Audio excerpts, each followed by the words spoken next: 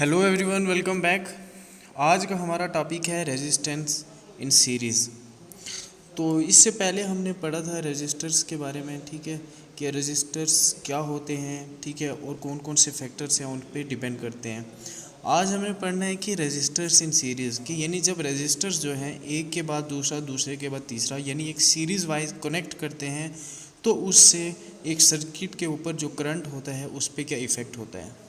तो सबसे पहले है कि रजिस्टर इन सीरीज़ हम तब कहते हैं जब दो या दो से ज़्यादा रजिस्टर जो हैं वो एंड टू एंड कनेक्टेड होते हैं, ठीक है।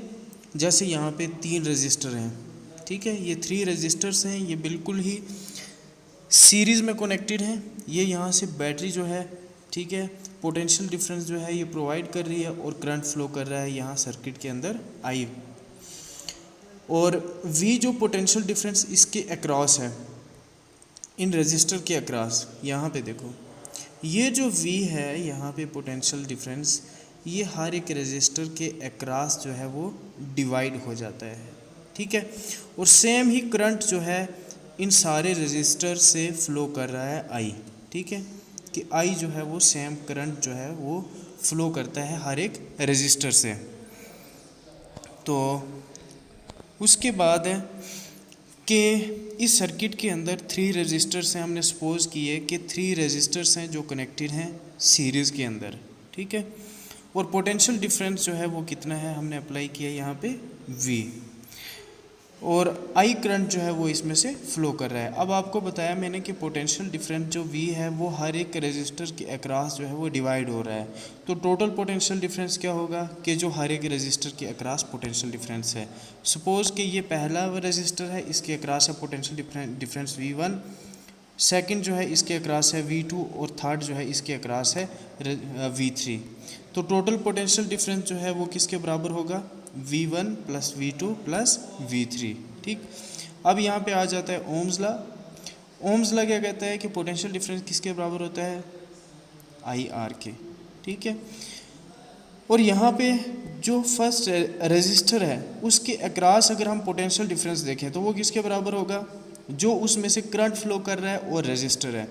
जैसे फर्स्ट जो रजिस्टर है, पहला जो रजिस्टर है R1, इसके अक्रॉस पोटेंशियल डिफरेंस किसके बराबर होगा, जैसे ये यहाँ पे पोटेंशियल डिफरेंस है V1, तो ये किसके बराबर होगा, जो इसमें से करंट फ्लो कर रहा है, मतलब I करंट फ्लो कर रहा है पहले रजिस्टर से भी, दूसरे से भी, तीसरे से भी, मतलब सेम ही करंट है यहाँ पे, लेकिन रेजिस्टेंस जो है वो कितना है R1, तो ये V इक्वल टू क्या हो जाएगा IR1।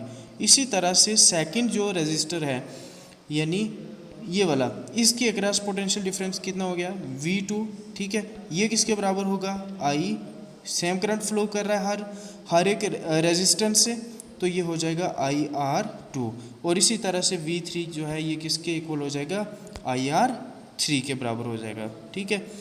तो उसके बाद हम इसको इस तरह भी लिख सकते हैं, ठीक है, जैसे यहाँ पे V जो है ये किसके बराबर हुआ V1 plus V2 plus V3, और V1 जो है ये किसके बराबर है IR1, V2 IR2 के, V3 IR3।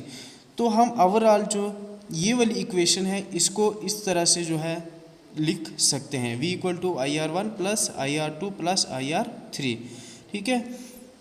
तो उसके बाद अगर हमारे पास RS रजिस्टर्स हैं, RS मतलब बहुत सारे रेजिस्टेंसेस हैं जो कनेक्टेड हैं सीरीज में, तो टोटल रेजिस्टेंस जो है वो किसके बराबर होगा R1 plus R2 plus R3 plus R4 और सो ऑन, जितने भी रेजिस्टेंसेस हैं, ठीक है।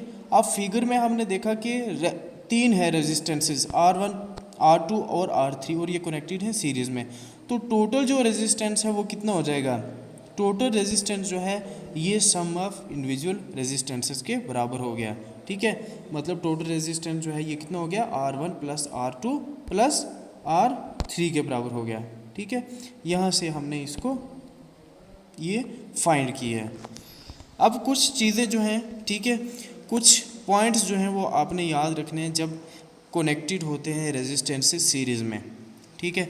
अब पहला ये है कि एक सर्किट के अंदर n नंबर ऑफ रेजिस्टर्स हैं, ठीक है, n नंबर ऑफ रेजिस्टर्स हैं, और उन हर एक रेजिस्टेंस की वैल्यू जो है वो कितनी है, आर है। तो इक्विवेलेंट यानी टोटल जो रेजिस्टेंस है वो किसके बराबर हो जाएगा, एन इंटू आर के।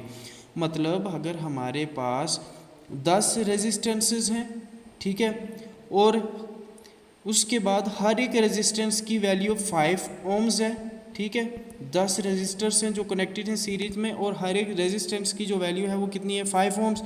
तो हम उसको एक तो मेथड ये है कि हम इनको प्लस करके जो है, सबको प्लस करके जो है हम वो फाइंड कर सकते हैं टोटल रेजिस्टेंस, या हम इसको क्या कर सकते हैं, नंबर ऑफ रेजिस्टर्स कितने हैं, 10 है, ठीक है, और रेजिस्टेंस की हर एक रेजिस्टेंस की वैल्यू कितनी है, 5 है, तो 10 इंटू 5 इक्वल टू 50 ओम्स जो है, ये इस तरह से भी हम जो है फाइंड कर सकते हैं इक्विवेलेंट रेजिस्टेंसेस।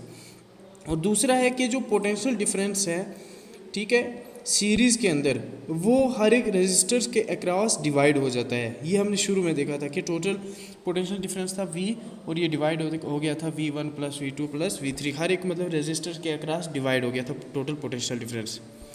उसके बाद नेक्स्ट ये है कि सीरीज़ कॉम्बिनेशन में टोटल रेजिस्टेंस जो है वो हमेशा सम ऑफ इंडिविजुअल रेजिस्टेंसेस के बराबर से ग्रेटर होता है, ठीक है, कि जैसे पहला जो रेजिस्टर है उसकी वैल्यू है 10 ओम, सेकंड की है 2 ओम्स, थर्ड की है 6 ओम, तो टोटल हमारे पास कितना हो जाएगा, टोटल हो जाएगा 10 प्लस 2 प्लस 6 18 हो गया। तो ये कह रहा है कि टोटल जो रेजिस्टेंस है वो हमेशा इंडिविजुअल, ठीक है, जितने रेजिस्टेंसेस हैं उनमें सबसे हाईएस्ट जो रेजिस्टेंस है उससे भी ग्रेटर होता है। जैसे यहाँ पे 10 ओम जो है ये सबसे बड़ा रेजिस्टेंस है यहाँ पे, तो टोटल हुआ 18, मतलब टोटल जो है हमेशा इंडिविजुअल रेजिस्टेंसेस से ग्रेटर होता है। उसके बाद फोर्थ पॉइंट ये कहता है कि कॉम्बिनेशन, सीरीज़ कॉम्बिनेशन में जो रेजिस्टेंस है वो क्या करता है, करंट की वैल्यू को डिक्रीज़ करता है, ठीक है। ये तब हम यूज़ करते हैं जब हमें क्या करना होता है, करंट को कम करना होता है। तो ये था आज का topic. So thanks a lot for watching this video, have a nice day.